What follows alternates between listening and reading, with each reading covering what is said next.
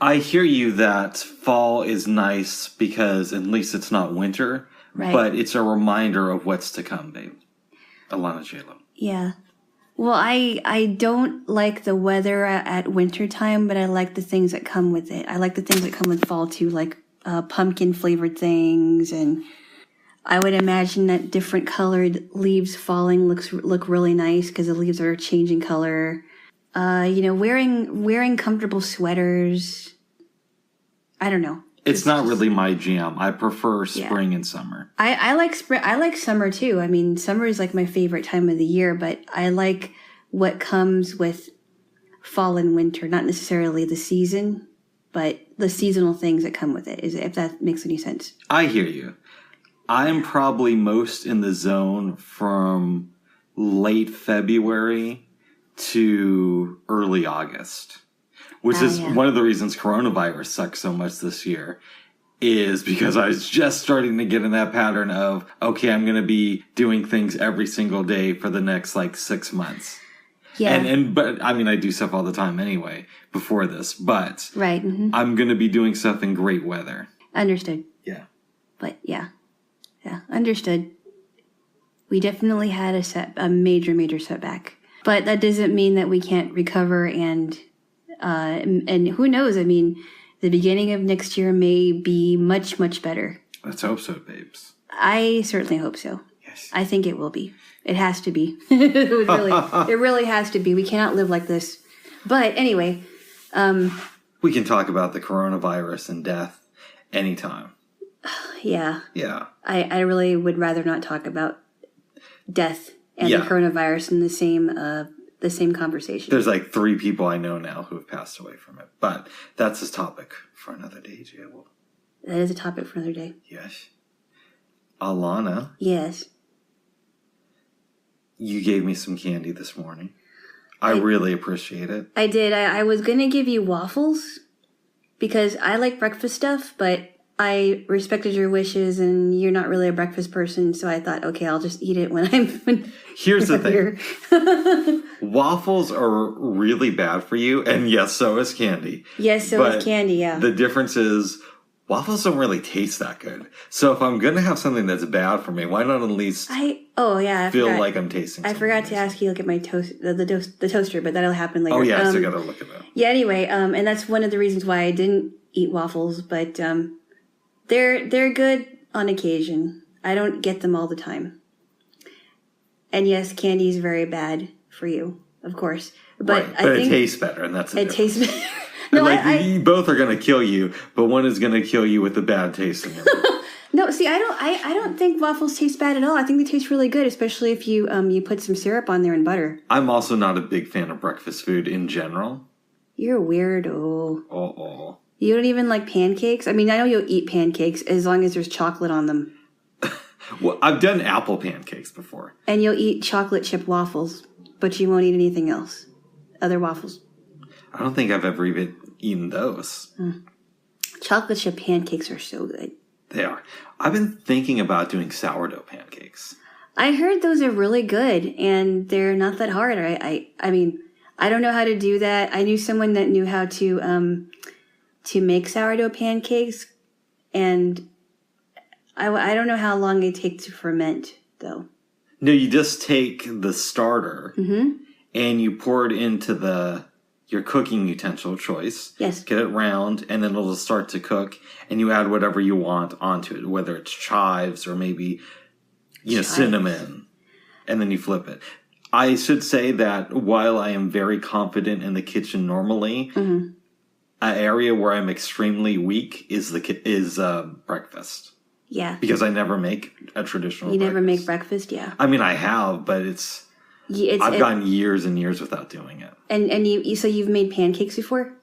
No, I've made, as far as traditional, what have I done? I've done toast, which isn't really nothing to brag about. It's something to brag about, just toast and butter. I've done hash browns. Really? Yeah. What else have I done that's more traditional breakfast? That's really about it. Have you cooked sausages? No, I've cooked bacon, though. Okay. Back in the day. I have cooked bacon before. I haven't cooked it in a long time. The trick is to try to flip it on the other side because bacon's kind of long. I don't know.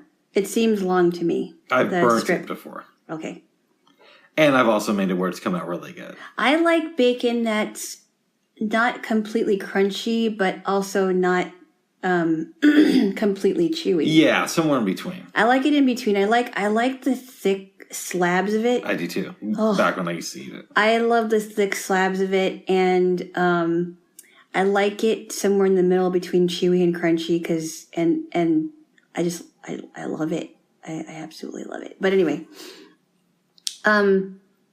so I was taught how to make mini pancakes. It's been so long since I made them. And I think, because you said you had a hard time with flipping stuff, right? I do. So I think the trick is not so much to flip it quickly, because you can make a really huge mistake by flipping it quickly. And you can even flip it into your face probably, right? I guess that's technically possible. Or flip it and it hits the ceiling, right? Or the wall.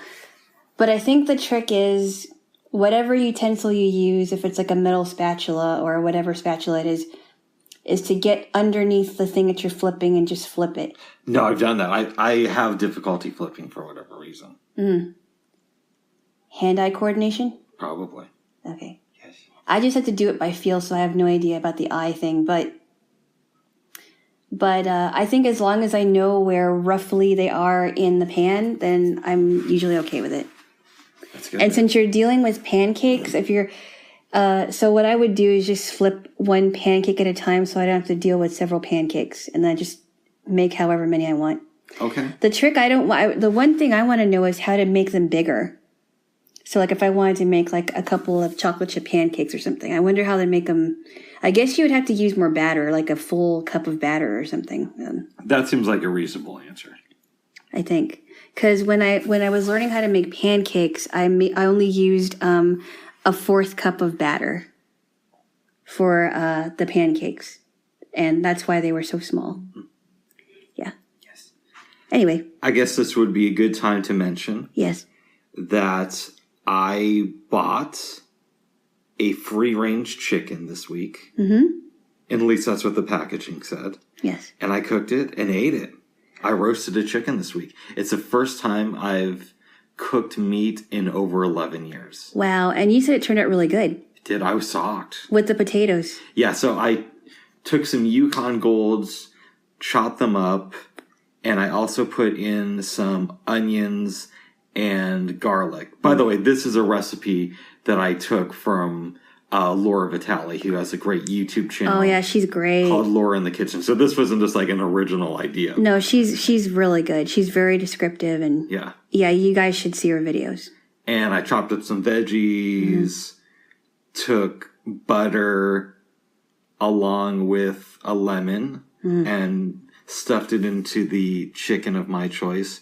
Yes. It was phenomenal. I bet it was so good. You were on the phone with me when I pulled it out of the stove. The potatoes, you told me you pulled out the potatoes. I pulled out the whole thing because I put the chicken on top of the potatoes. Oh, okay. And roasted it. Okay.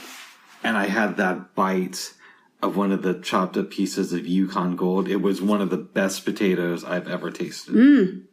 And I said, I really wish I was there eating it with you, because I would share it with you, no problem. I would make sure that you had nothing left over. One day. But I'm so happy that it turned out really well for you. Yeah, and this isn't going to become a regular thing. One, because free range meat is a lot more pricey than regular meat. It is. It's like one of those sacrifices that you kind of have to save up, or it's one of those, like, not sacrifices, but it's like one of the things that you have to save up enough money to buy it if you want to have it, because it really is. They really do charge way too much for that. I'm thinking I might do a meat dish like maybe 6 times a year. So once every other month. Mm-hmm. But it's now on the table as an option. Okay. Well, I think that that's a good way to get more protein in your diet. And I think that the way that you are doing it for 6 times a year, I think that's reasonable. Because then it also becomes like a treat, right? If I did it every single night, then it would just be, okay, I'm having steak or chicken again. And right. I did this last week. Yeah. But it kind of breaks up the monotony of Exactly. whatever else I'm doing. Yeah. Yes. Yeah, if I did have something with meat in it from a store, it wasn't enough meat that I would actually call it like a lot of meat at all. What do you mean? You're not a vegetarian? No. Like, I don't know. Like, I've never bought like a whole chicken is what I mean. I see what you're saying. Yeah. Like, if I have something with chicken in it, it isn't enough chicken. That's what I mean. Like, I've never had, like, I never bought a whole chicken and actually cooked it. Because I've never dealt with meat before. That's one thing I'm a little bit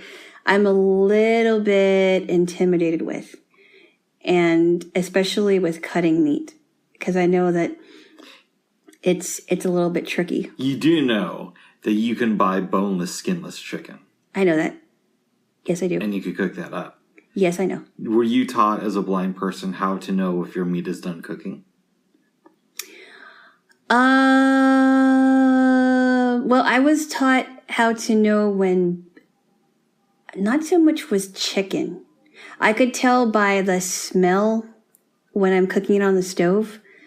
I think there was a couple times that I did cook chicken in the oven because I made some oven fried chicken, but not actually like baking it. I don't know if I'm even answering your question. Okay. You kind of are. Okay. What I used to tell students is take a fork, stick it in the chicken, and if it's rubbery, it's not done cooking.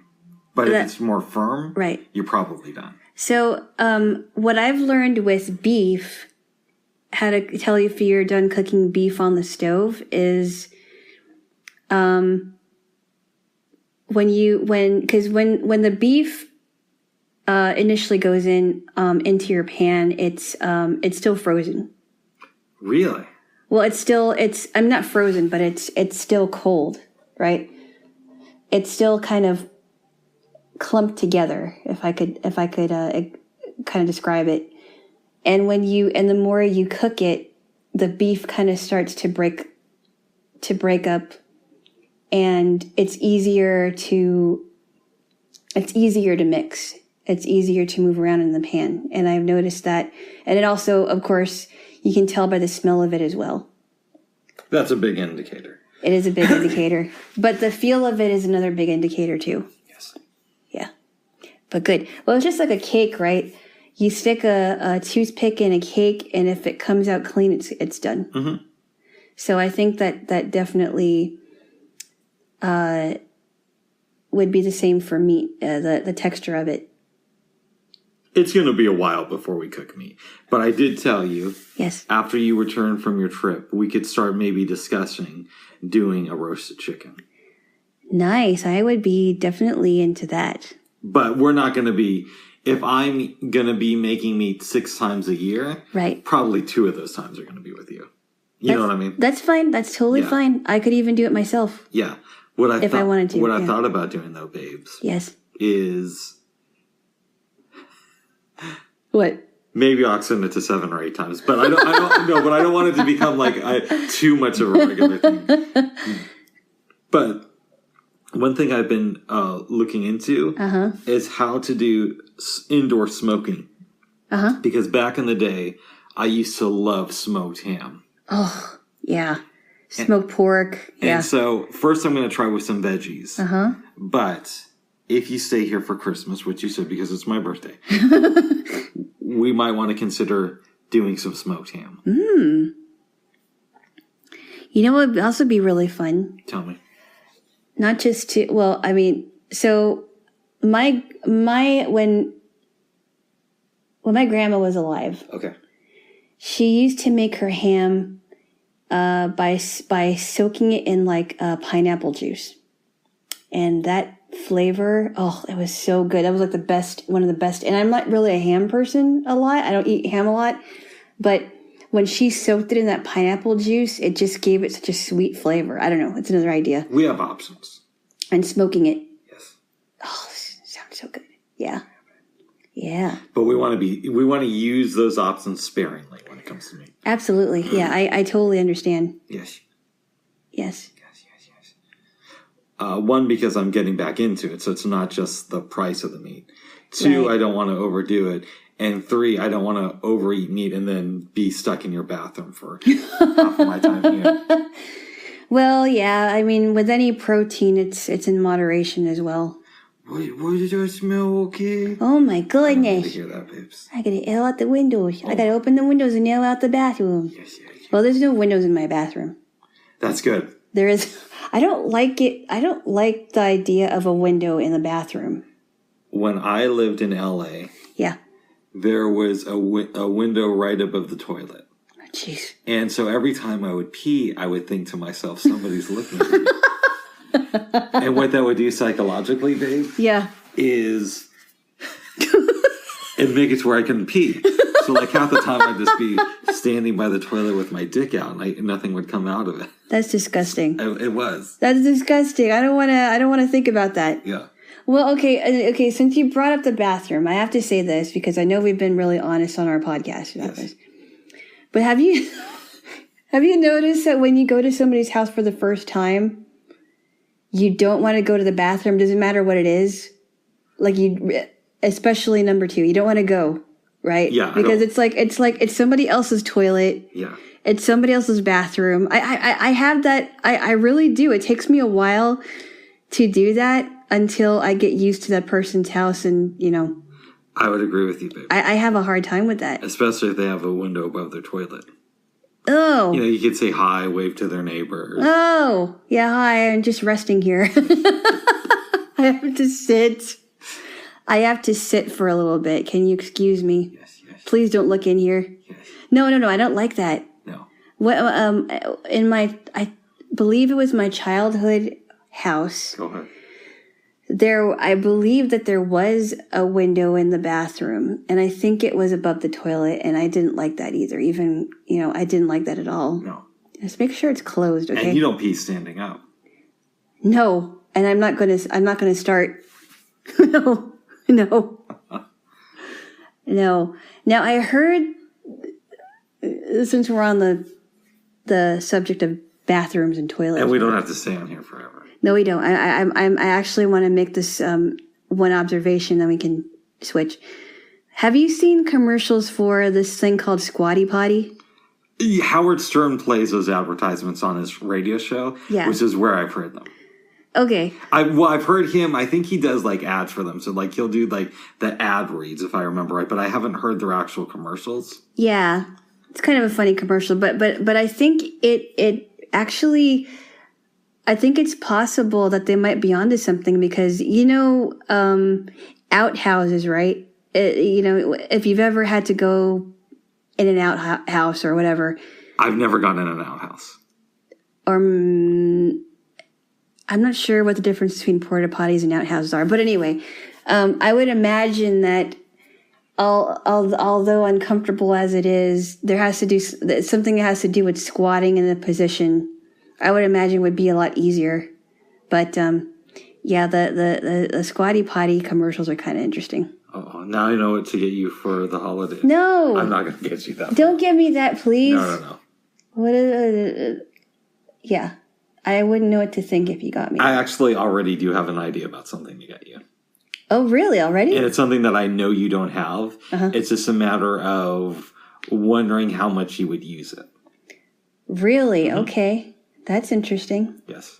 That's a little bit tricky to get someone a present that you're not sure how often I would use it. Correct. Or would use it. Well, if you're wondering, if you keep on wondering, maybe you shouldn't get it. I don't want to say what it is. Okay, there's a reason why I'm wondering and why it is still on the table. As a possibility. Have you talked to anybody about? Who would I talk to? I don't know. I don't know. I brought it up with the shrink. No, I haven't. Oh, wow. No. Okay. Yes. I'll know what to ask said shrink then. Okay. Okay. Is that true? Did I actually ask you that? No, I haven't. I'm still thinking over what I'm going to get you. Okay.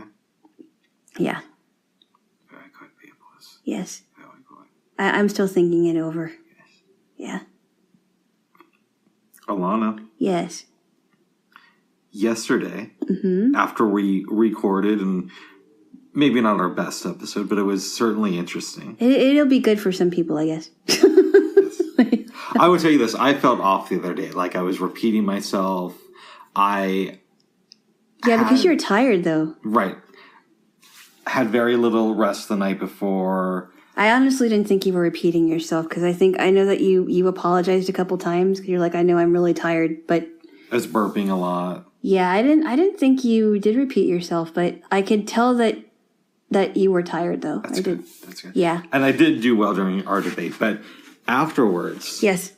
I showed you an episode of Star Trek, The Next Generation. Yeah. And it was called The Chase. Yep, The Chase. It was very interesting, actually. Tell me. Yeah. So, it starts with Captain Picard finding this artifact. Do you want me to interject? Go ahead. Actually, why don't you take the lead in this one, because... I've seen it before. You've seen it before this, yeah. They're doing some sort of mission that isn't really that important, but it's one of those things that you have to do if you're in Starfleet. And the captain gets a call from Commander Riker saying, I want you to come and see me in the ready room, which is kind of like where they meet in the morning to, gossip and plan their day out. Yeah. Okay. He goes down there, and Picard's old mentor is waiting for him along with Riker. Picard is very, very interested in history and geology. His mentor brings him this artifact that is an archaeology, I should say. Not geography. I don't know why I said that. It's me. Take it for what you will. That's okay. Yes. I know what you meant. His mentor gives him this really cool artifact and says, Jean-Luc, I want you to consider joining me on an expedition that will change how we look at history, but it's going to take a year of your life. Yeah, maybe about 3 months. He says 3 months to a year, but we get the feeling, at least I did, that he's really saying a year. Yeah, like it's going to take, he's going to be away from the Enterprise for longer than 3 months. Yeah, he's lowballing him because he really wants his help on this mission. Right. The captain isn't really considering going, but he doesn't want to let down his mentor. And it's also a reminder of, hey, I could have been a really famous archaeologist. Yeah, it's cool. I command the biggest, baddest ship in the fleet. Yeah. But part of me wishes I would have taken another path. Well, and it was also implied that he turned his he turned his back on his mentor earlier. Yeah, it was implied that he didn't do what his mentor wanted him to do. I guess because he said something like, "You could have been the finest archaeologist of your generation." I think when he turned his back was when he chose Starfleet over. Yeah, it was implied. Archaeology, right? It was implied that he. That's what he meant by turning his back on his mentor. But anyway. Yeah, and that kind of comes up when Picard says, I love you, bro, but I'm not going to join this mission with you. I got to stay here, be the captain, the master of my domain. I have a job, yeah. I have a job. We all can't just run off whenever. Right. So the guy yells at him, leaves the ship, and is attacked. His shuttlecraft is boarded. He's shot. Yep. Captain gets him, destroys the ship that was attacking him. The guy dies. They try to piece together the information. What was he looking for? They go to this planet and find out that the environment is dying. There wasn't people on it, but there was vegetation. Right. So the captain's like, this is strange, but there's another planet we can go to. Yep. They go there. And these Kardashian ships are waiting. Yep. While they're kind of in a standoff. A Klingon bird of prey decloaks.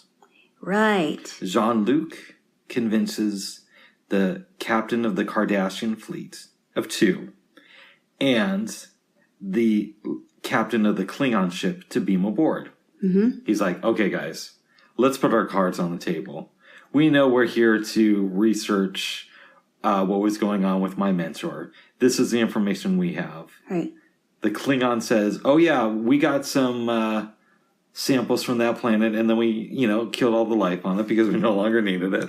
Right. And the Cardassian's like, typical Klingon. They start to argue. Captain's like, okay, bring all your samples aboard. We're going to put them in our computer. Yes. And we're all going to get the results at the same time. Mm-hmm. So they do that. The Klingon goes down to 10 forward and sees Data working. Mm-hmm. He challenges him to this Klingon arm wrestling game. Mm-hmm. Quickly loses, tries to headbutt Data, falls backwards. I thought it was really funny that he lost to a robot. Yes. And then he basically wants to bribe Data, but Data calls him out on his shit. The guy leaves, and then we go to engineering. Geordi notices that something is wrong. Yep. So, come back, we get the samples, we find out what it means, they have to go to this other planet.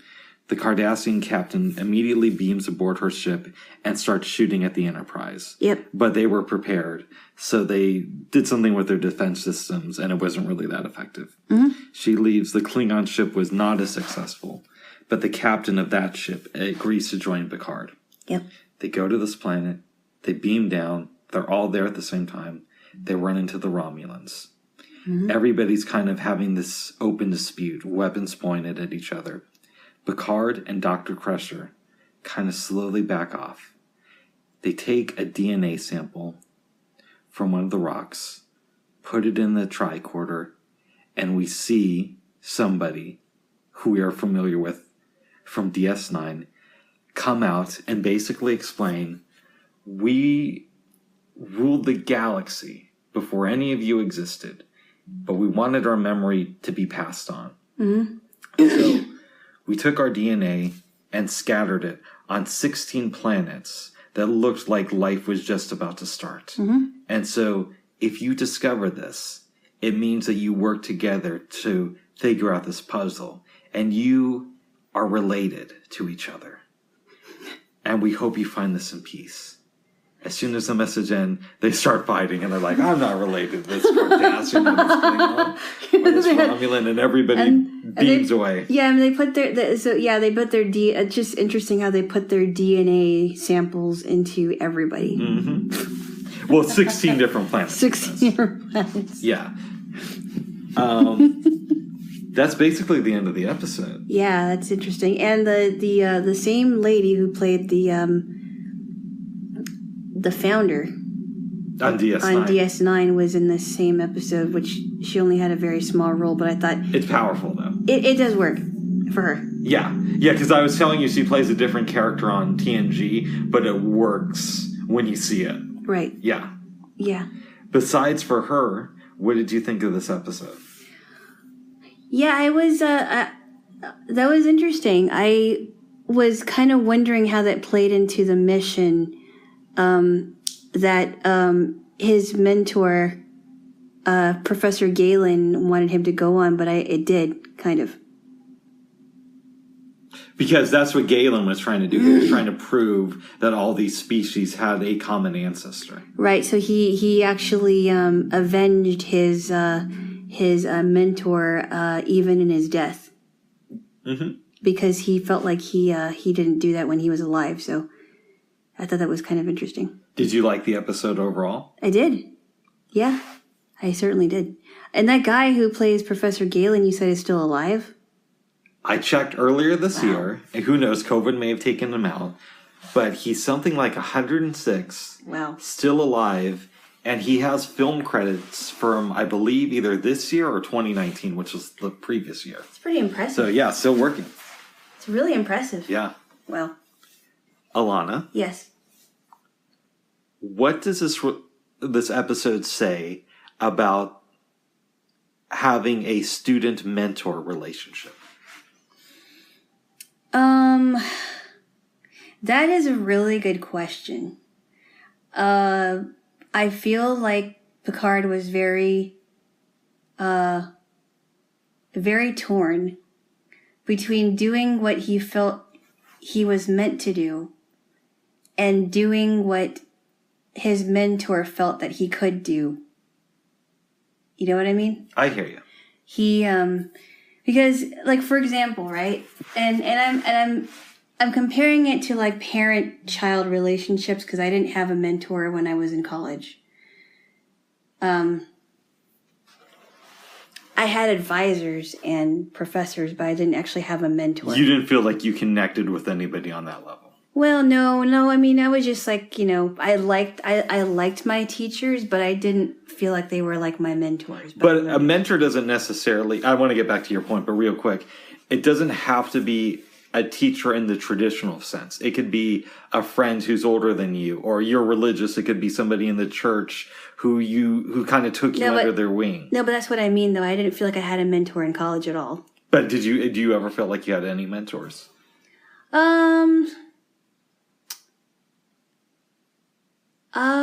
It's possible. I have to really think about that. That's a no, then. No, I don't think so. Because if you have to think about it, it means you didn't. Okay. Sorry. After I just said I didn't. But yeah, you were saying it in the context. Okay. Are we gonna take let's not part? Let's not harp on this. Back, I think you should give me a kiss. That way you calm down a little bit. Now say what you're gonna say. We'll get on the mentor subject another time, okay. But I'll say that I'm relating it to a parent-child relationship in that parents have this idea about what kind of vocation their children should be in. Some parents do. But as a child gets older, they realize, well, actually, I don't want to do that. I want to do something else. And they're kind of torn by what they feel they want to do, what they feel they were meant to do, and what their parents feel that they should do. If that makes any sense. I hear you. Yeah. My mom really, really, really wanted me to become a limousine driver. So I could spend all day riding in the limo. Right. Really? Did she actually? Okay. No, but I hear you. It's like I didn't have this kind of relationship with my parents to where they said, you have to do this for a career. But I've had friends who have told me that their parents were upset when they found out what type of degree my friends were planning to get. Right. Yeah. Interesting. Very interesting. Yes. Did your parents want you to get a degree in music?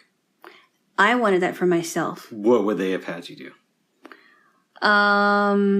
Well, so this actually hasn't anything to do with my degree per se, but I'll just say that one of them thought that I would be great as, really, this person really wanted to, for me to get into like professional singing, like taking voice lessons and stuff like that, right? Yeah. Because the idea was that if you're a musician, you should sing too. But I learned pretty quickly on in college that just because you're a musician doesn't mean that you're going to be a fine singer. And just because you're a singer doesn't mean you're going to be playing any instruments. No, go ahead. Sorry. And I think that music, as I said, music is very subjective. And so is the music industry. Yeah. Not every singer is a musician. Not every musician is a singer. They don't coincide with each other. If that makes any sense. I hear you, babes. So I'm not going to be like the ultimate musician. You know what I mean? All jokes aside, did I ever tell you what my mom suggested many, many times that I go to school to become? Let me guess. Go ahead. A lawyer? No. A doctor? No. Okay. A chef? No. Masseuse? No. Give me a hint, though. I don't know what hints I could give you without giving it away. Do you want me to just tell you? Yeah. She wanted me to become a teacher. Really? Yeah. Huh. Well, in some ways you have. Mm-hmm. In some ways you have become a teacher, even though it was briefly. And you're teaching me stuff as well. I teach a lot of people stuff. Yeah. Yes. And I think that you are very good at it. Thank you. Yeah. And I get paid very poorly, just like a regular teacher, so. And I didn't even have to get the student loan debts. Well, yes, you did get paid poorly, apparently. Yes. Yeah. Jaylo. Yes. We continued our film education. Yes, we did. By watching 2 movies, but we're going to start with the 1941 film noir, The Maltese Falcon. That was very good. Yeah. The first film directed by John Huston. Yes. Is it absolutely true that it was directed by the first one that was directed by him? I checked online. Yeah. What's interesting is it's based on a story that came out in 1929. I could have this wrong, but I believe it was an anthology in a magazine, and then they published it as its own standalone book, The Maltese Falcon. And the first film adaptation of the story came out in 1931. It was called Dangerous Female. Oh, really? Yeah, this wasn't even the first version of that story. It was called Dangerous Female. Yeah. Wow. And then they did another adaptation of the book in 1936 that I don't remember the name for. Finally, we get the classic Bogart film. It was so good. It was very, very good. I liked it a lot, but for some reason I was very tired. Yeah. So I kind of started spacing out during the movie. Do you want to give a brief overview? I will try to give a brief overview. And you could make it shorter if you want to, just if you don't remember all the parts. I don't remember everything, but the basic premise is that this woman changed her name. We don't know this until later in the movie, but she enters the office of Sam Spade, Yeah. who is a detective played by Humphrey Bogart. Enters the office and says, "Hey, my sister's missing."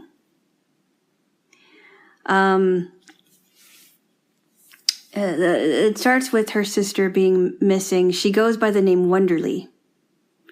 And they're trying to figure this out.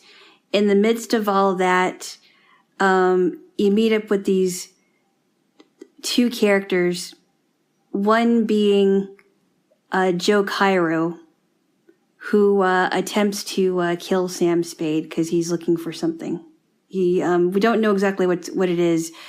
And then there's also another guy named Casper Gutman. You don't see him until later in the movie, but I think I'm going off track here. Do we want to go back a little bit or no? I will go back, yes. It all starts with not just her sister missing, but his partner is a real slime ball. Yes, he is. His partner Miles, forgot what his last name is, doesn't matter. His partner Miles is eager to help her out because I guess that he's really attracted to her. He ends up dead. And he doesn't just end up dead, but a man named Mr. Thursby ends up dead as well. And Sam Spade is kind of trying to figure this out. He figures out that Miss Wonderly is really Miss O'Shaughnessy, and that there's something she's mixed up in all of this riffraff, but he's trying to figure out what it is. And then you see Joe Cairo, who tries to kill Sam Spade, but he's looking for something. And in the midst of all this, trying to figure out, well, what's going on with, why are these 2 people dead? We're trying to figure that out. Miss O'Shaughnessy is trying to hide from Joe Cairo, because Joe Cairo ends up at Sam Spade's house. And then this falcon comes up, this bird statue. Would you like to explain about the falcon if you remember? The falcon is basically this artifact that's 400 years old. it's been lost. It's been stolen. It had... not painted, but enamel. It's this black enamel. Had this black enamel put over it to hide the fact that it's gold. It's super valuable, right? And they believe that they found the Maltese Falcon, but they need to actually get it, right? So it's an interesting. In the midst of this, Miss O'Shaughnessy said something to the effect of, "Oh yeah, I'm getting the Falcon." But it'll have to wait for a week. So you're thinking, okay, so why does it have to wait for a week? Why do they have to wait for a week to get the Falcon? This has to be mentioned. I know it's a side plot, but it's implied that Sam Spade is having an affair with his secretary. That's the impression I got. Yes. It's also implied that he's having an affair with Miss O'Shaughnessy, and the widow of his partner Miles, which he was not having an affair with her. He didn't like her that way. May I stop you for a second? Yes. He's interested in Miss O'Shaughnessy. I don't know if I would quite say that they're having an affair. You don't think so? I don't think so. I could be wrong with that because I was kind of like going in and out. Well, remember though, this is why I say I think they were, because remember when she said she was so tired, right? She didn't want to answer any questions. She said she was so tired. You hear the music swell. You don't see the camera, but it's implied that it's possible she stayed over at his house. Oh, you're correct. I'm sorry. Remember? Okay, gotcha. And then you said, "Oh, I think he's in love with this lady, or he's having an affair with her." So it's possible that he was having an affair with both women. Yes. He was not interested in Miles's wife, Miles's widow. His secretary in the beginning thought that maybe his widow may have killed Miles in order to be with him. But that was not, in fact, true. She was not lying about that. Anyway, so yes, and Casper Gutman, he's this huge 300-pound guy. Hence the name Gutman. Well, Gutman's also a Jewish last name, I think. Okay. Hence, what about Bob? What about Bob? Remember the Gutmans in the movie? Oh, okay, yeah. They're a Jewish couple. They are, okay. I did not pick up on that. And he was telling the story about the Maltese Falcon. They wanted to get it because of how valuable it is. Would you like to keep the story going? I think I might be forgetting parts because I'm skipping around here. I am too. So why don't we say this? Okay. We're gonna make this fast. Yes. And some of the stuff we're gonna tell you about this movie is a lie. The reason we're doing that is not because we're horrible at remembering the details because we were tired during watching this movie, but it's because we want you to experience this film by yourself. I wasn't so tired. Well, I know that's why we're making stuff up, is because we want people to experience this by themselves. Well, yeah, we don't want to give everything away. Yes. Because there is a twist at the end, and we don't really want to talk about that. Maybe we could even say, go and see the rest of the movie. Yeah, go and see the rest of the movie for yourself. It's really good. Because we need to rewatch it so we can remember everything. But there is one more movie we have to talk about. And we were actually really, really enthralled in it. Before we get to that, yes, I want to say that I do intend to rewatch this film when I'm fully awake. Yeah. And I really liked it. I did too. I was shocked that this was his first film as a director. Now, he worked on other movies as a writer, but still, this was really, really good. It was very well done. I love the music in it. It was great. It was really good. Yes. The statue, they made two of them. Mm-hmm. One of them sold at auction for like $4 million. That's right. And that was a lot back then. Mm-hmm. $4 million for a statue. Well, I think it sold in like the 90s, but it's still a good amount of money. It is. Yeah. Yeah. Yes. All right. Now let's go on to a film that is great, I think. It's called The Treasure of the Sierra Madre. It made in 1946 or 47, was it? It came out in 47, was possibly made in 46. It was very good. Yes. Do you want me to start? Yes, go ahead. Chime in, because I'm going to get some stuff wrong. Yes. It starts off, Humphrey Bogart is in Mexico. And he's hit some hard times. Yep. He's begging other Americans for money so he can buy food.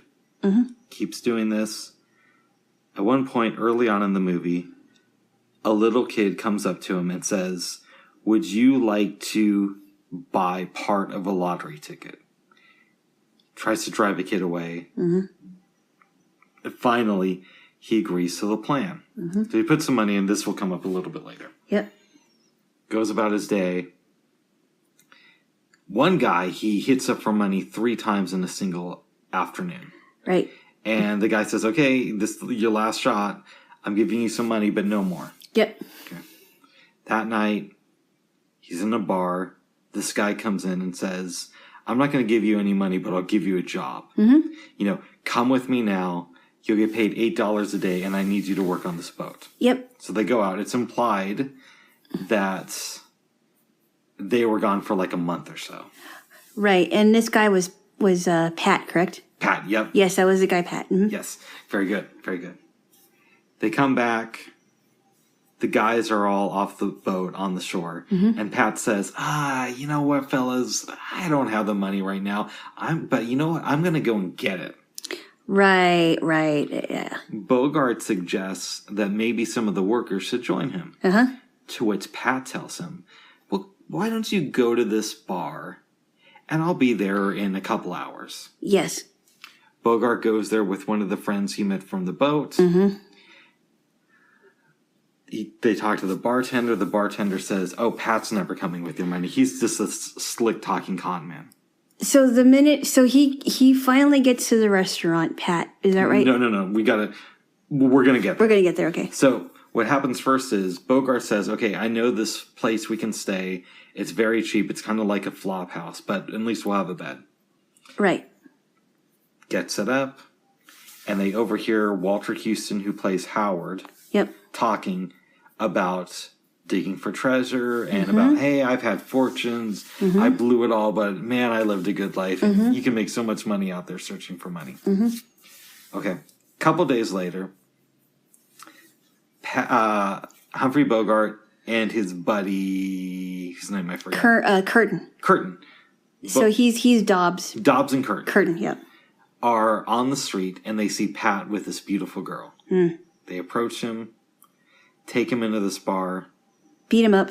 First, Pat buys him some drinks. Yep. And he tries to take the bottle and use it against Dobbs. Yep. But they beat him up, take the money, go and see Howard. Mm-hmm. And Howard's telling them the story because I should back up. Before they go and see Howard, Dobbs and Curtin are talking about how, it's nice we got this money, but in a month or two, we're going to be back in the same situation. Yeah. So maybe we should take that old man up on his offer. Yeah. And go digging for treasure. Right. Mm-hmm. Talk to the old man. The guy says, "Oh, well, it's great that you guys have some money, but you're going to need like $600 more to really get started on this journey." Right. Because we got to buy equipment, all this type of things. Yep. Mm-hmm. The little kid finds Dobbs and says, "Hey, you remember that part of that ticket you bought from me? Well, I came through. Here's your money." Mm-hmm. Dobbs says, "Cool. Guys, we're in. We're doing this." Mm-hmm. They go far away, go up this mountain, start digging for gold. And I wasn't sure what was going to happen. I wasn't sure if Howard was just this con man who didn't know what he was talking about. Right. But he turned out he was really, really knowledgeable. Yeah, he was really knowledgeable, and the way that he treated it, like, remember when he said, "Oh, you guys are so dumb." Yeah. You guys don't know what you're doing. Because he's done this so many times. And he's like, "Look, the gold is up there," and they go to this really, really windy mountain. It's like really bad wind, and they have to set up camp. And he's like, you guys, just follow me. I'll show you where it is. It's somewhere up on the mountain. And he does. They find this gold. Yep. They start, getting a little bit at a time. Mm-hmm. Dobbs starts becoming paranoid. Something's going to happen. Yep. You guys are going to steal my loot. Well, wait a second. You're forgetting something. What? This is way before he got paranoid. Because remember, they meet they meet Mr. Cooney. No, he started getting paranoid before. Oh, before? Okay. Remember? Okay. Oh, that's why he didn't go into town. Oh, right, okay. He's talking to himself. There's this great scene where, like, some sort of a snake. Dobbs puts his money... That's right, yeah. Under, like, a rock, I think. And the snake crawls under it. Mm-hmm. And Curtin goes over to the rock where the money is, the gold. Yep. Dobbs comes up to him and it says, hey, you're trying to steal my money. Yep. Tells him about the snake. They flip it over. He sees the snake.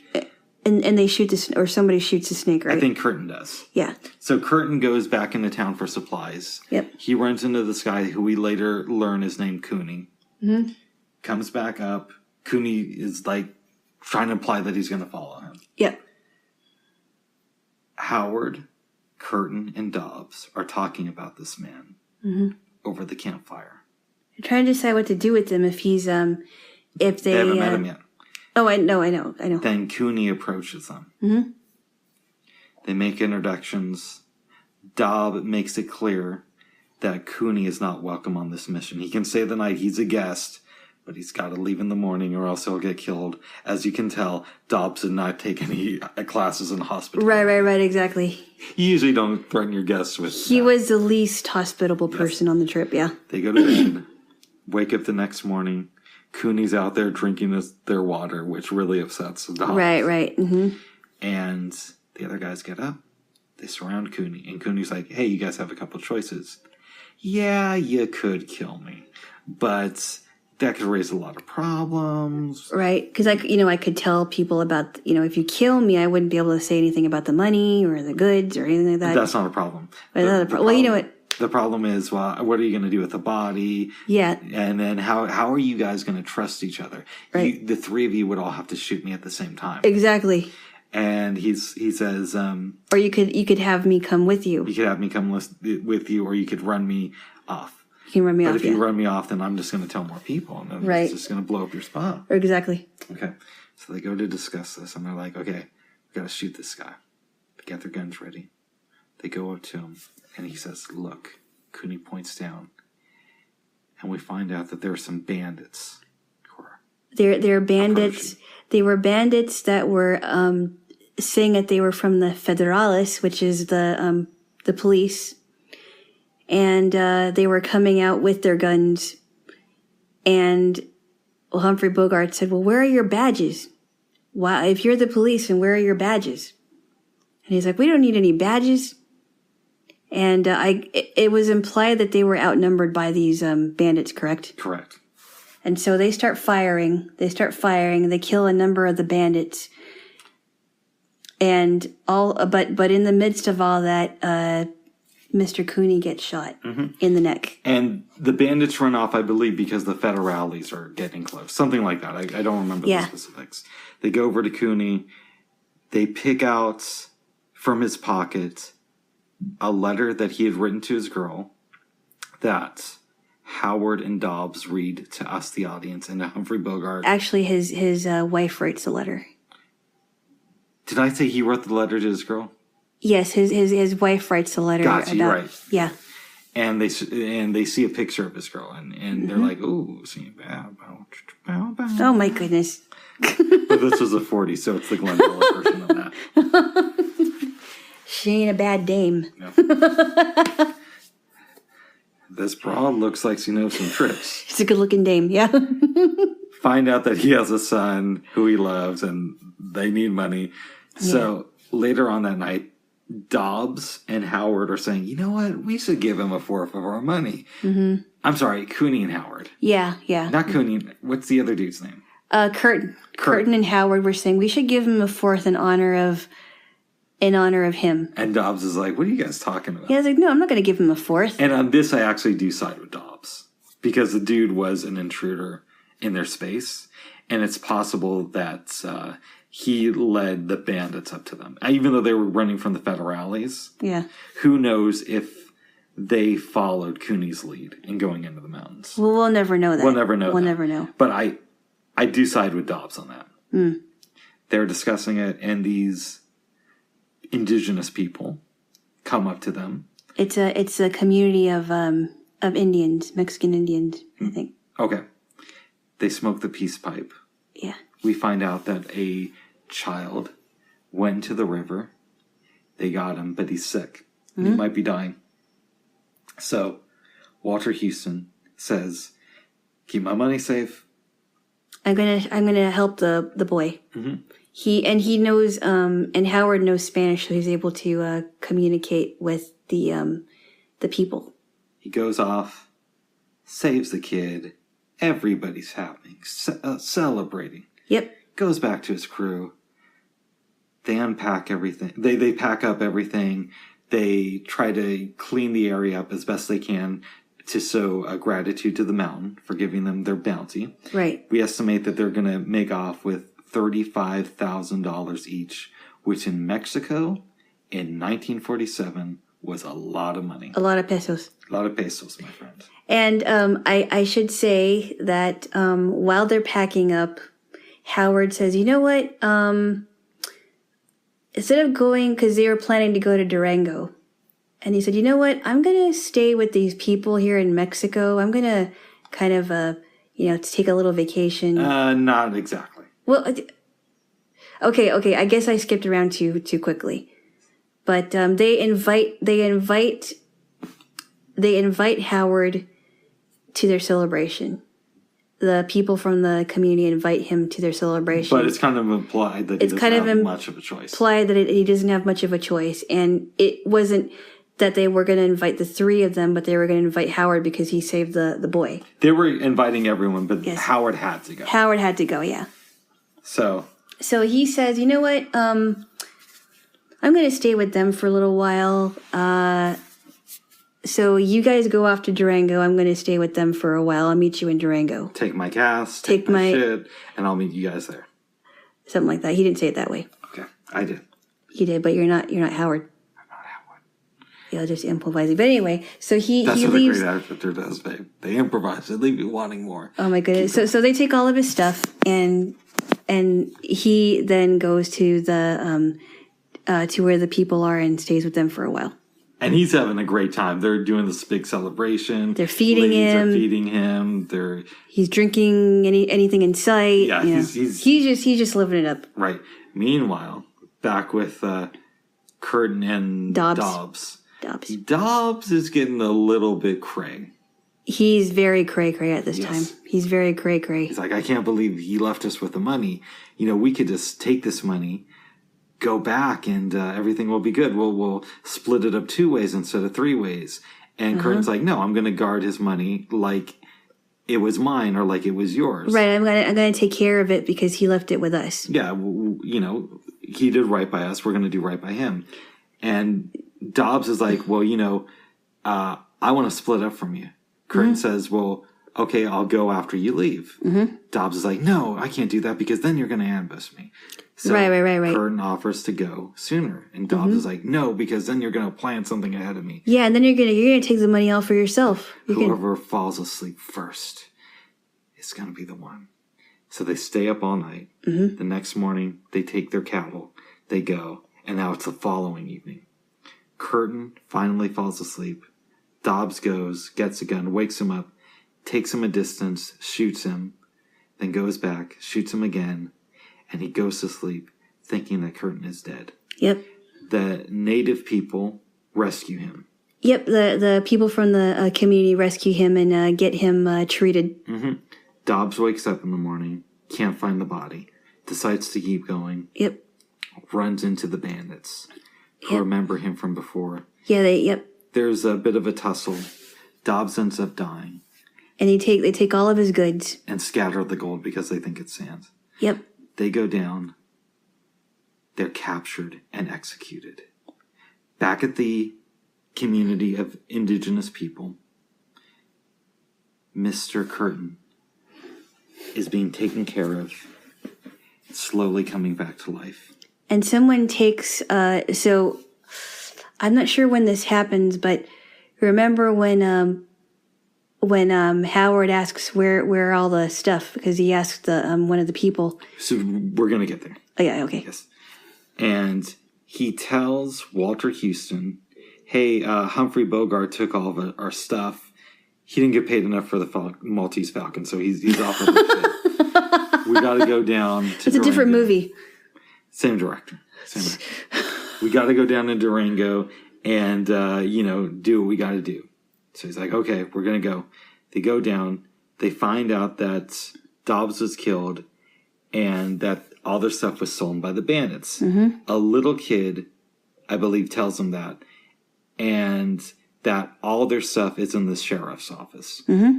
Go to the sheriff's office. They can't find the gold, but they get an idea of where it's at. And Howard, and then at this time, Howard thinks this is hilarious, and he starts laughing so hard. No, not yet. Wait, okay, go on. What happens is he got some help from the indigenous people. Yep. So they go back up the mountain to try to find the gold. Yeah. Okay. Yeah. That's right. That's right. Mm-hmm. Yep. They find the bags, but the gold is scattered. Then Howard starts to laugh, and so does your buddy Curtin. Right. They go, I believe, behind like a tree or a rock, and they say, what are we going to do with our lives? And Howard's like, dude, I don't know about you. I'm all set. I'm going to hang out with these indigenous people, be like, medicine man. And I'm going to be put on a pedestal for the rest of my life. Yeah. I'm all set. What are you going to do? Bro, you're young. You still got fortunes to make and to lose. And they both start laughing. Yeah. Enjoying life. And then the movie ends. It's a great movie. It's a great ending, This is a classic movie. But I think what is interesting about this is that I was going into this movie thinking that they were going to find treasure. Yes. And that they were going to go home with treasure. Yeah, and they did. The first half of that was true. They did find treasure. They did, but it wasn't enough gold to their liking. They wanted to get more gold. Dobbs did. Or Dobbs wanted to get more gold. It's like, there's not enough gold in here. But the other two were perfectly happy with whatever gold they got. And they ended up with nothing except their happiness, which is the thing that really matters. It did, because all that gold could be spent, all that, because, and by this time Howard said that he made a lot of fortunes but blew it all. And so he knows now that it's not that important. You get the sense that Howard has lived a really interesting life. Right. But I loved his attitude at the end, like, it's okay. If we don't have any gold, it's fine. I'm gonna be happy for the rest of my life because I have people that are my friends, and I'm gonna stay with them. And I think that's such a cool. It's such an ending. It's not the ending that you thought they were gonna have, but I'm surprised. I've heard people discuss this film, but it's not really talked about the way Casablanca is or the Maltese Falcon. I know. I don't understand it. It's such a classic. It really is. It's a really, really, really cool movie. It is. And I hope more people choose to experience it. It's a great movie. There are movies that come out today that aren't as interesting as this film. Because if they did this film today, they'd have to have a love interest. I know. They'd have to figure out a way to deal with their differences. Mm-hmm. Dobbs is corrupted, but he starts off, he has some problems, but he's kind of a good guy at the beginning of the film. He is. He actually wants to go home after this expedition as quickly as possible. Right. He wants to go back. There'd have to be more signs at the beginning that Dobbs is a bad guy. Mm-hmm. They make it too obvious nowadays. But I've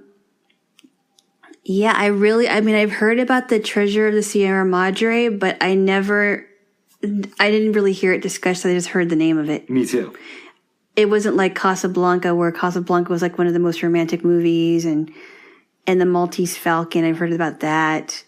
But the treasure of the Sierra Madre, that is like a whole nother level. I would agree. I think it's impactful because it really says, it really sheds light on what greed can do to a person. It destroys Dobbs. Right, it does. It does destroy him little by little. We don't know his history. Mm-hmm. We just see him begging on the streets when the film starts. How do you think he got there? Do you think he was a violent man? Do you think he just made some wrong choices? I think that when push came to shove, he was willing to do whatever he could to get what he wanted. But he made very, very bad choices. Oh, before we saw him in the film. It's possible, yeah. Maybe he made very, very bad choices and he didn't know what to do, but he wanted to have success, it seemed like. But he didn't know how to go about it. I get the sense, too, that Curtin also made very, very bad choices, but he's also one of those people who I think learned from his mistakes. And he's seeing this as really a chance to make his life better. As opposed to Dobbs, who was just in for the con. Right. Right. Yeah. But I really liked Howard's character. He's great. I certainly liked Howard's character because he's this old guy. He's lived a long time, and he's got these young bucks under him, and he's like, you know what, you guys haven't lived. One of the great things about not knowing a lot about this movie going in is I didn't know what was going to happen. I didn't know if Howard was going to con them out of the money. I didn't know either. I thought he was just going to seem like this like really nice old guy, but he was going to end up being a wicked one. Yeah. Or that I was partially thinking that he didn't know anything about mining for gold. Me too. So he was just like talking when they're in the poorhouse, and as soon as they get there, we'd find out that he was, he was very knowledgeable. Yeah, he knew what he was talking about. He did, and I thought that was great. Because Curtin learned a lot from him. Unfortunately, Dobbs's greed led to his death. It's very sad, which proves that the love of money is the root of all evil. It's very true. I don't know if this proves it definitively, but it's evidence. I think it's evidence that the love of money is the root of all evil, and I still think that's true. I don't think it's the root of all evil, but I do think that our society would do a little bit better if there was less emphasis on money. Right. Right. Yes. It's always interesting to me, Alana Jaylo. Yes. Whenever why are you saying my full name? Because I like saying your full name. Okay, Ricky. It's always interesting to me, Jaylo Alana. When you see billionaires who have done horrible things with their lives talking on TV about their charity work. How do you handle that? Yeah, that's interesting.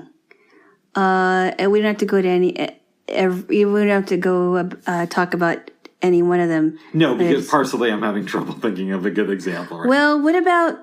So I don't know much about Warren Buffett, but I did hear that Warren Buffett started getting into sales like really early, like as early as like 13 or 14. He's this really smart guy. He seems very... It sounds like he's a smart guy. I don't know much about him, though. Yeah. Well, I mean, let's take about like maybe talking about like film directors, right? Okay. Not necessarily billionaires, but film directors that have made a lot of money. And they did some horrible things in their lives for that money. And you know what I mean? Let's make this more real. Let me give an example. Okay. Let's take somebody like, who do I want to say? I want to say somebody who's well known. Oh God, no, I know somebody that I want to say, but you're not going to be happy with it. Oprah Winfrey. See, I don't think she's evil. I think she has a lot of good qualities. Well, no, well. Give your example of Oprah. Let's go down that road. Okay. Now, I don't necessarily think that she's evil, but I think that maybe that's a bad example. I was gonna say Harvey Weinstein, but or Jeffrey Epstein. Let's just say people in general. Okay. Who are super successful, who then start from the backs of other people and then start charity and go on TV and discuss it. Mm-hmm. It's always been very interesting to me. And a sign how corrupt our society is that these billionaires or super rich people are never called on their stuff when they're being interviewed, or rarely. Well, and I think it also has to expand itself to like rich elitists that let's say like people in like the NBA, right? people in the NFL that make a ton of money.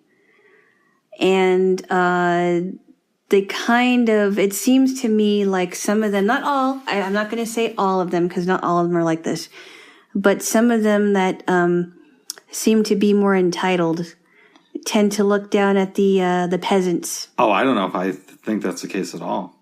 This is just my take on it. It may not be your take, but it's my take. I just feel like some of the people that are the most elitist, or they think that they're elitist, will look down on the commoners and try to lecture about what to think or how to feel or what to do with their lives. I don't know. It's something I don't. Yeah, I think a lot of people like to spend time worrying about what the players are doing instead of worrying about what the owners are trying to get away with. Well, it's not just the players. It's the whole entire thing. The owners aren't holding the players to The owners aren't holding the players to accountability. I don't think that's their job. I think it is. But don't we live in a country where we are led to believe that we have freedom of expression? We do have freedom of expression, but I think some of the freedom of expression is abused. But that's the person's right to abuse it, though, as the individual, isn't it? Yeah, but the rest of us commoners are kind of forced to be caught in all the middle of this. In what way? Because I don't really want to go into this because I don't want to get worked up again. Oh. I don't really want to talk about that part. It's kind of it's a little too political, and I don't want to have another debate again. Oh. We can back off of that bit. But I just think that there's a lot of lecturing going on, and there's no accountability held to these people. Their feet are not being held to the fire. That's all I'm going to say. Well, I could say the same thing, and we can drop this after I say this. I could say the same thing about conservatives. They're always talking about how there's a loss of freedom of speech, but then they want NBA players or NFL players to be censored. And it's always what I've noticed is most people who defend free speech, either on the left or the right, what they're really doing is defending the right of them and their friends to say what they already believe. But they're not defending free speech in general. Not necessarily. The ones that are defending free speech the most are the ones that have been affected by it, the ones that actually have been censored, and also the people that are censoring free speech will say that they are for free speech, but yet they'll censor anything that they don't like. That's right. What I don't like. But what I would say to that is they don't want to be censored, but that doesn't necessarily mean that they're fighting for everybody's right to speak without being censored. Not necessarily. No. A lot of people that have been censored are speaking for everybody's right to be censored, and they're not for boycotts. They're not for taking somebody off of social media. And I've heard a lot of people say, well, if you don't like it, just change a channel. Don't buy whatever it is that they're selling. Don't support them, but people have a right to support what they want to. Don't tell everybody else to do whatever they don't want to do. Yeah, but some of them are for actual freedom of speech, and a lot of them are just for the... And there's... I'm sorry, I didn't mean to interrupt you. But there are also even liberals that are going against cancel culture, which I think is great. Right, but you do realize a lot of conservatives take part in cancel culture. So, for example, Colin Kaepernick is somebody who the conservatives would like to censor. And yet at the same time... Colin Kaepernick is not conservative. Come on. No, but what I'm saying is conservatives take part in cancel culture because he's somebody that they would like to cancel. Right? No. Here's the difference with that, okay? Here's the difference with that. Colin Kaepernick, the only reason why he wanted to take a knee was not for injustice. The only reason why he wanted to take a knee was because he was this young, overplayed NFL player that wanted to act like he was some kind of activist. Okay. He was some kind of he was some kind of activist who was also for the regime of Fidel Castro. Okay, I'm going to make 2 points and then we can drop this. One, I don't think he knew what was in his heart. And two, I wasn't finished. Go ahead. I wasn't finished. I said that I was going to be composed. Okay. I think I've done that so far. Go ahead. Let me finish, and then you can start. Yes. What I'm trying to say is the reason why he did that wasn't because there was any injustice done towards him, but he felt as a young black NFL player that he wanted to make some kind of a political statement. All he really cared about was politics. It didn't seem to me like he was actually doing that as an injustice. And now all the other players are following him like he's a hero.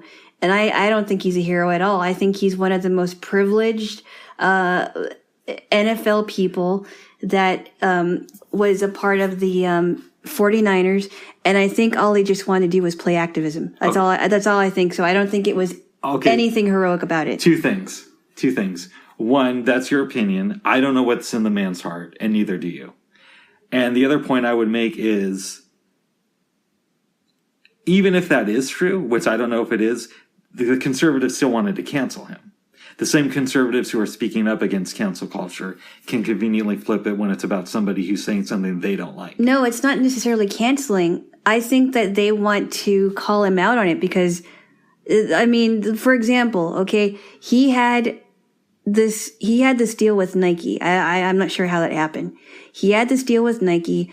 They were, at one point they were selling shoes with the Betsy Ross flag on them. And because Colin Kaepernick didn't like that, he threw a fit and told Nike not to have those shoes out. So now no one has the freedom to buy shoes at their store that have flags on them. I don't think that's right. I would have to research that part of it. No. It's very true. It's very true. And people, I've not done the research. And that's okay. Well, I would suggest that you do, but I think that, I think that people have a right to criticize these people that are trying to do that. Oh, I do too. Colin Kaepernick. I think that people have the right to criticize somebody, but I think when you're talking about cancel culture, I've always thought it's hypocritical of right-wing people to say that they're against cancel culture when they want to cancel people too. I'm just saying that it's done by both sides. And when one side tries to take a moral high point when they don't really have that right. But I don't think that the majority of the right-wing outlets or people want to cancel. I think that a lot of it comes from major leftists, and I'm not. And some leftists are not like that. I'm not saying that every leftist is like that, but I would criticize I would criticize anyone on the right that would want to cancel anybody. And as much as I would also criticize a person on the left that would want to cancel anybody. I think it's silly when both sides do it. And I'm also at the point to where I don't believe either side when they say that they're for free speech. They're for their free speech. Not necessarily. No, I don't think so. I think that there are people that are genuinely for free speech. And even if you don't like someone's ideas, I think that generally there are people on both sides that really do want free speech, and then they're sick of cancel culture. So for you to say that you don't think anyone on both sides are for free speech is generalizing. Maybe anyone is the wrong term. What I should say is when I go in and I hear somebody talk about how much they're for free speech, my immediate default position is they're for the free speech of them and the people they agree. Have you ever asked anybody about that? Instead of assuming that that's your instead of saying that that's your default answer to that? I've asked people about that, and I'll throw examples out like, well, what do you feel about Colin Kaepernick? Or what do you feel about these people who were censored when George W. Bush wanted to go to war in Iraq? And I always get, well, this person didn't have the right to do that, or well, that's a bad example, and I never get a straight answer. Look, I believe that people shouldn't be canceled, but I also believe that people need to be called out on their stuff and their hypocrisy. Right, but there's a difference between being called out on your stuff and people saying you shouldn't have the right to make a living because of what you say. And with that said, I need a kiss. You just farted. You made a fart No, noise. Don't make a fart noise. I have to say, this was a better debate than yesterday. Thank you. I was very worked up yesterday. I have to apologize and say that I believe I was worked up. I did have a chance to think about it. You're a little bit wrong, but that's okay. You're entitled to your opinion. No, it was righteous anger. I believe it was for me to. You are entitled to your beliefs, but not your facts. No, you are entitled to your opinions, but not, and you're not entitled to your facts as well. Thank you, but I'm usually correct. So. Oh my goodness, that's conceitedness, isn't it? Okay, whatever. Isn't that conceit? That's not a good quality. I don't know, babes. I just know that I'm correct a lot. Oh, just because you're the man of the relationship, right? Is that right? No, there's more than that. I also study. I'd make a good study buddy. Study buddy? Yes. Study buddy. Anyway. Jaylo. Good debate, Mr. Hammond. Yes, good debate. Yes. I was correct as usual, but it was fun. Whatever. Whatevs. Alana. What? Did you have any dreams last night? I did not. If I did, I can't remember it. I woke up twice this morning. One of them was my fault. But no, but you apologized, so I won't hold that against you. I almost died, so. That's a little exaggerating. Maybe. Or I had something stuck in my throat. Oh, that's terrible. No. Anyway, sorry. Ooh, Jill. It's a stopper. Sure it is. No, anyway, it is. Anyway, I do not remember my dream that I think I may have had one, but I just don't remember what it was about. I had two dreams last night. Excuse me. We'll go with the first one. All right. I was in bed with Alana. This is a dream. This is a dream, Alana, not the real one. As far as we know. It is. It's not the real one. We were making out, and then she's like, "I gotta go, okay." And Alana leaves the room, and her hot friend comes in the room, and I believe your friend was from East India. I thought it was Mexico. Or Mexico. One of the two. I don't even know this person, very by the way. dark skin. But she was very close friend of yours. I don't remember this. Attractive looking. She looked like me? Looked like you, except darker skin. Okay. And was wearing a top and nothing on the bottom. She explained to me that she really wanted to have a baby. So she wanted a dose of Rick's sperm. Oh, jeez. So we start going at it. And then I have a flashback to earlier that day. Alana and I were in this house. Alana's playing on the computer.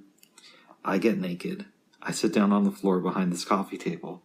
And Alana keeps asking me to do things, but I think you said that I asked you to do some errands, right? Yes, but yeah. I'm, aroused. And so she keeps handing me stuff, and then finally she looks over, she sees what's going on. She gets down on the ground, smacks me on the butt, and then starts making jokes.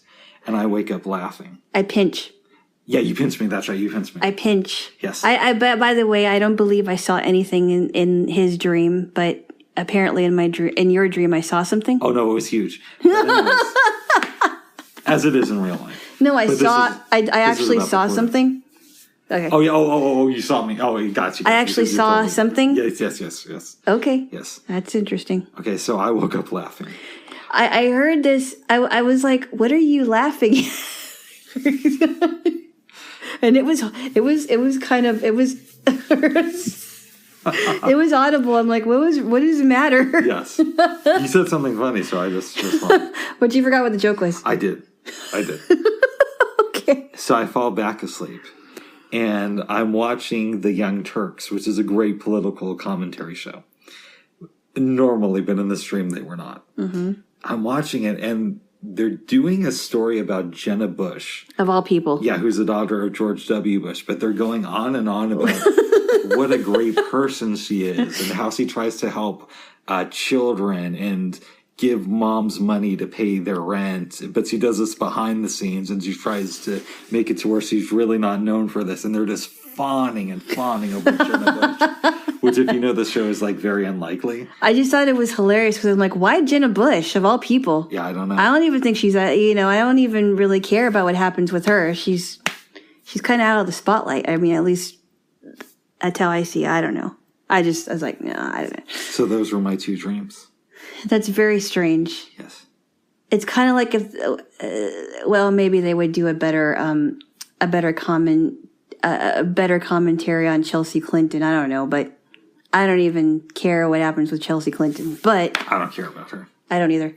She's a mini Hillary. I don't care about the kids' political figures. I will say this, though.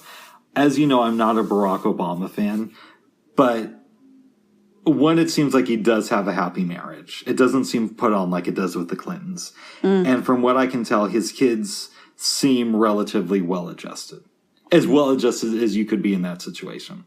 Right. You know, I don't know for sure, but this is what I gather. We are only given a glimpse of people's lives, but we can only speculate how it goes, but we don't really know what goes out. Yeah, like from that glimpse, I would imagine that he actually has a happy marriage and that his kids make mistakes but are relatively well-adjusted. Right. Even though I'm not a fan of his politics. I'm not either. Yes. Yeah. But you cannot be a fan of somebody's politics and still think that they did a good job as a parent. Right. Mm-hmm. Yeah. So anyway, those are interesting dreams. Yes, babes. Very, very strange. Yes, Jay. Whoa. I wish I knew what jokes I said that were hilarious, but I guess you could put it into your comedy act. I didn't think I could be that funny in your dream. Apparently. Well, that's not even me, though. It's Dream Alana. It's not the version of you from this reality.